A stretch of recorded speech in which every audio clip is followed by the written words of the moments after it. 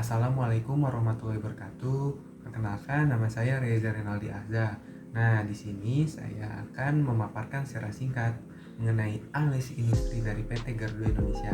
Nah, buat teman-teman sekalian bisa disimak ya videonya. Terima kasih. Nah, langsung saja, saya di sini akan memaparkan secara singkat mengenai analisis industri dari PT Garuda Indonesia. Nah, dalam menganalisis industri PT Garuda Indonesia ini, saya menggunakan dua cara. Yang pertama itu menggunakan Porter Five Force Analysis, dan yang kedua menggunakan Porter Generic Strategy. Nah, untuk yang pertama, Porter Five Force Analysis ini, jadi ada 5 kekuatan untuk menentukan intensitas persaingan perusahaan di suatu industri. Yang pertama itu ada trade of new entrants, yang kedua ada bargaining power of buyer, yang ketiga ada trade of substitute, yang keempat ada bargaining power of supplier, dan yang terakhir ada competitive rivalry. Nah, selanjutnya saya akan menjelaskan satu persatu. Nah, untuk yang pertama itu ada trade of new entrants. Nah, di sini tuh trade of new entrants-nya low atau rendah, atau si pendatang baru ini tidak berpengaruh secara signifikan terhadap Garuda Indonesia. Kenapa? Yang pertama itu, jika kalau ada perusahaan yang mau masuk ke industri ini, dipastikan harus mempunyai modal yang cukup besar.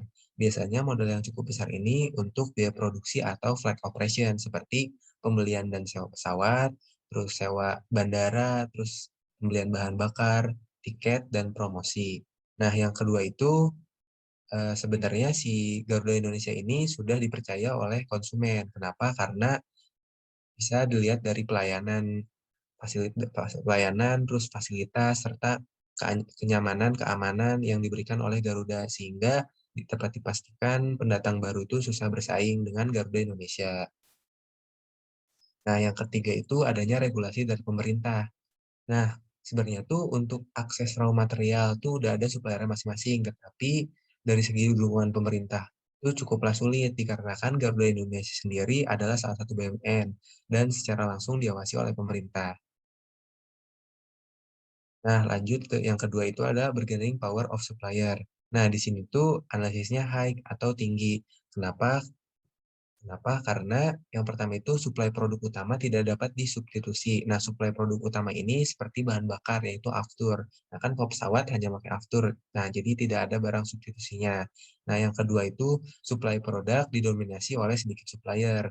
Nah, di sini tuh dicontohkan kalau misalnya kita mau sewa atau beli pesawat ya cuma ada Airbus sama Boeing. Terus kalau misalnya beli bahan bakar di Indonesia sendiri didominasi oleh Pertamina.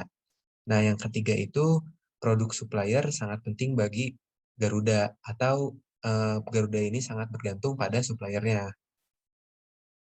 Nah, makanya analisisnya itu high atau si bargaining power of supplier ini sangat berpengaruh terhadap Garuda Indonesia.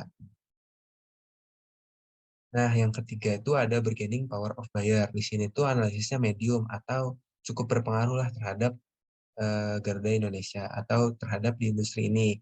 Nah, yang pertama itu terdapat berbagai macam alternatif pilihan maskapai, sehingga konsumen nggak hanya bergantung kepada satu maskapai aja. Contohkan di situ ada kayak Batik Air, ada Air Asia, ada Sriwijaya, ada Transnusa, dan lain-lain. Nah, yang kedua itu kenapa? Karena switching cost rendah atau eh, biaya untuk ininya tuh rendah. Jadi kayak kan gara-gara ini perusahaan jasa ininya jangka pendek. Nah, kenapa? Jadi contohnya gini, kalau misalnya kita nih mau ke Yogyakarta, kita bisa tuh berangkatnya tuh eh, naik si Garuda Indonesia. Tetapi kalau misalnya pulangnya nggak naik Garuda Indonesia karena budget kita nggak cukup, juga nggak apa-apa gitu. Makanya switching cost di sini tuh rendah. Nah, yang ketiga tuh sebenarnya keuntungan dari memakai Garuda bisa diperoleh dari fasilitas dan kualitas pelayanan yang sudah terpercaya. Terus yang terakhir tuh kualitas yang dimiliki oleh industri penerbangan sangatlah penting bagi konsumen. Nah, yang keempat itu adalah trade of substitutes. Nah, di sini tuh analisisnya medium atau cukup berpengaruh terhadap industri. Nah, di trade of substitutes ini kenapa medium? Karena adanya transportasi darat dan laut untuk menggantikan transportasi udara. Nah, di sini tuh contohnya ada kereta api, terus ada mobil juga, terus ada kapal laut. Nah, kenapa sih kita bisa pakai produk-produk tersebut gitu atau barang-barang pengganti tersebut dikarenakan ya bisa terpengaruh oleh efisiensi waktu atau misalnya biaya atau akses misalnya. Jadi kalau misalnya tadi kita mau ke Yogyakarta nih, kalau misalnya kita emang ada budget lebih dan emang pengen cepet-cepet nyampe, ya udah kita bisa pakai Garuda Indonesia atau misalkan pakai penerbangan lain. Nah, tapi kalau misalnya kita mau sekedar jalan-jalan aja terus emang cuma budgetnya cukup gitu, nggak lebih dan emang santai gitu, ya udah kita bisa memakai mobil atau bisa memakai kereta api. Nah, makanya di trade off substitute ini analisisnya medium, cukup berpengaruh aja terhadap industri yang ada. Nah, yang terakhir itu competitive rivalry. Nah, di sini tuh analisisnya high atau cukup tinggi. Mengapa? Yang pertama itu persaingannya ketat. Nah, persaingan ketat itu dikarenakan adanya total terdapat 12 maskapai yang beroperasi di rute domestik. Nah, yang kedua itu tidak adanya perbedaan signifikan antar maskapai. Nah, faktor yang menjadi pembeda itu hanya dari loyalitas konsumen serta kualitas pelayanan dan fasilitas yang diberikan oleh masing-masing maskapai. Nah, yang terakhir itu sulitnya perusahaan untuk keluar karena masuknya pun susah gitu, harus ada kayak modal yang cukup gede gitu untuk masuknya. Nah, jadi dipastikan kayak susah keluar gitu kalau perusahaan masuk ke industri ini. Nah, untuk yang kedua itu kita menganalisis menggunakan Porter Generic Strategy. Nah, Garuda.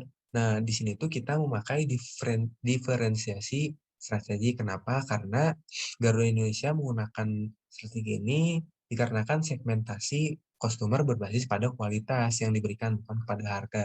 Hal ini menguntungkan Garuda. Kenapa? Karena persaingannya bukan di sektor low cost. Nah, kalau di sektor low cost sendiri, kan Garuda udah punya anak perusahaannya yaitu Citylink. Jadi, udah kayak dibagi-bagi aja. Kalau misalnya mau full service, kita pakai Garuda. Kalau misalnya mau pakai low cost, udah kita pakai Citylink aja. Nah, implementasi strateginya tuh diimplementasikan melalui kelas-kelas yang ada di Garuda Indonesia. Seperti misalnya di first class tuh kayak ada limousine service, long service, internal cabin, terus book your meal. Nah, di business class juga ada kayak fitur-fitur tersendiri dan di economy class ada fitur-fitur tersendiri untuk menyamankan si konsumennya. Nah, mungkin itu saja pemaparan singkat mengenai analisis industri PT Garuda Indonesia dari saya. Kurang lebihnya mohon maaf. Wassalamualaikum warahmatullahi wabarakatuh.